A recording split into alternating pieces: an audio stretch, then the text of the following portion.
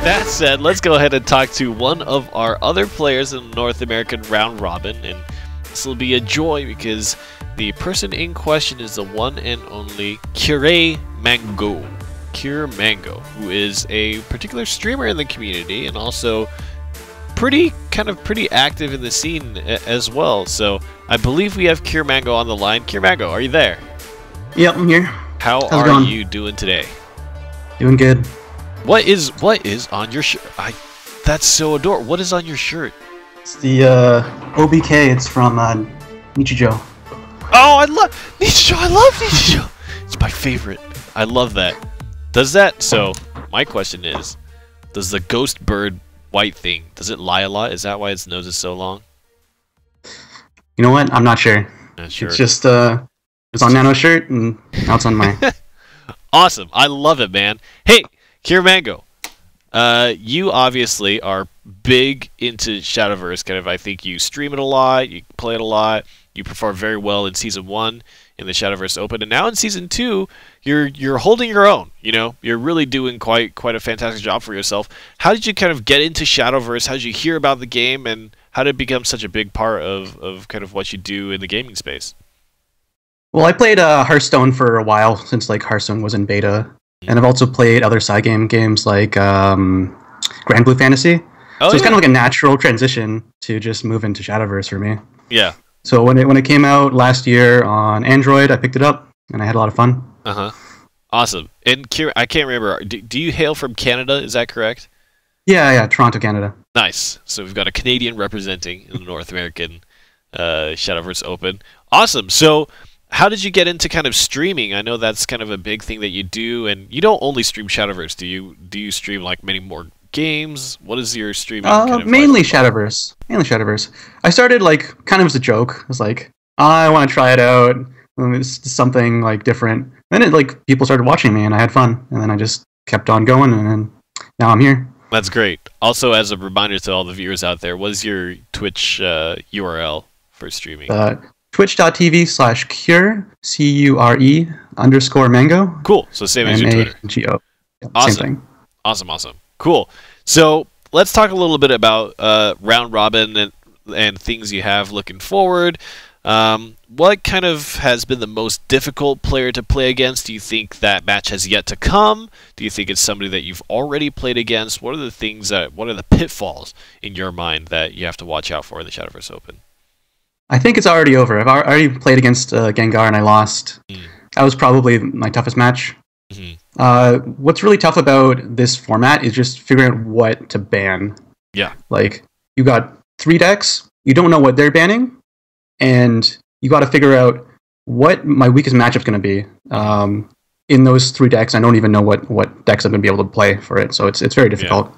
Yeah, it definitely does take a certain element of reading your opponent, kind of and taking that educated guess, you might say, to figure out how you want that match to play out. So Gengar was the difficulty, and he ended up beating you, and he is undefeated in the group, so you're probably going to meet him again in the playoffs. I think that is probably the likely outcome for you guys. Is there anything in particular you have in your mind to prepare better against him the next time you face up against him? Not particularly, because the game with him, I ended up with 1 life. He had 1 life left. Oh, that's right. Top deck that heal, and it's I needed that one extra damage. Yes. I just didn't get it. Yeah. So I think we were pretty evenly matched. It just next time gotta get a little bit luckier. Yeah. I actually remember that match now that you mention it. On the broadcast, especially early on, when before the changes dropped for the game, rather the second set of patch changes, you were playing a lot of really aggressive type decks, and now you've kind of swapped over to playing some more control-oriented type decks, I would say. And your playstyle seems very flexible. We made a lot of comments on the broadcast about how you were really willing to go for face when you were playing the aggressive decks, and it does seem like you have a certain diverse playstyle. How would you describe yourself as kind of a card game player as well as a Shadowverse player? What do you think are the attributes that you hold strongly? I think I do have a wide variety of decks I can play. I can play aggro, I can play control, I can play tempo or mid-range. My preferred playstyle is tempo, Right now, there's not too many like good tempo decks, but why I picked control decks in the third week was I went aggro first week, aggro second week.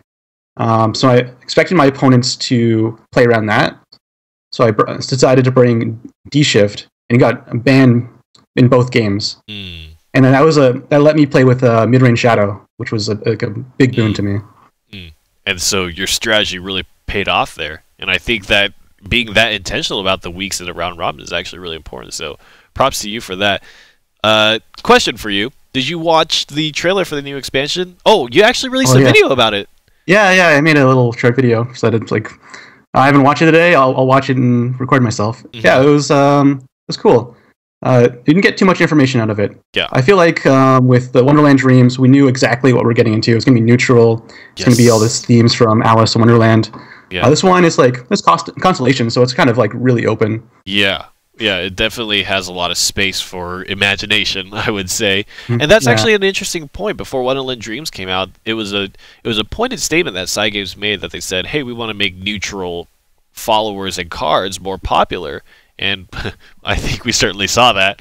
But I think the statement for Cygames about Starforged Legends so far has been kind of trying to make sure that crafts play to their particular classes and their features, rather than trying to make one-hit blowout cards. What do you think is the most exciting part of the expansion? What is the most exciting craft for you that you're looking forward to seeing the new releases for? I want to see a new route with Shadow, I think. I think we've seen the mid-range, we've seen Nap. There's not many other ways you can build Shadow. So it'd be cool if we see another way you can build Shadow. Also, we want to see more Commander synergy with Sword right now. How do you feel right about now? Perseus? You want to play... It's actually very interesting. I don't think his effect is particularly that strong, but he's a one play point commander, and that's a big deal. So if you play like... what's his name? The 4-drop, it reduces their play point cost. Gawain, you can make him 0. Johnson. Gawain, yeah. So you can make him 0, so you can play him beside another officer that looking for a commander, and just it's a good for your curve. Yeah, it's 0 play point cards, as any Rune player will tell you, really change the game a lot. It's a large difference going from 1 to 0. That really changes a lot of things.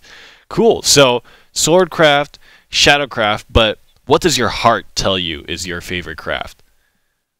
I'd say Shadow. Like day one, when I started the game, I decided I was looking at all the classes. Like, oh, what can I build right now? I was like, oh, Shadow is pretty strong. Let's build Shadow, and I crafted the 3 Cerberus as my first legendaries, and then moved on from there. Do you and Gender share information?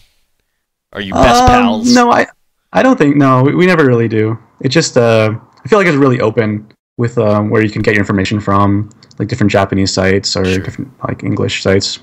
Sure. Hey, are you excited about the World Grand Prix? Is that something that you aspire to go to? Kind of competing in Japan?